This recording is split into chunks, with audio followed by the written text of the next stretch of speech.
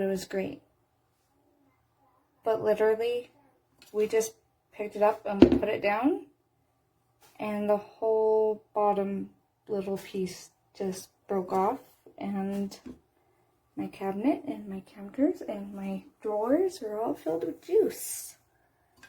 And I'm 25 years old, I'm not a toddler, and I just placed it down. He looks at you if I think you're bangable. Yeah. Baby, I can't do that. Ethically, legally, and most importantly, it's creepy. So you agree with Ben Gross and the whole school and think I'm a disgusting troll? Hey, I am not going to tell you I think you're sexy. I will tell you that kid sucks and you should know. Oh, Jordan, you know how much trouble I have taking the high road. I do.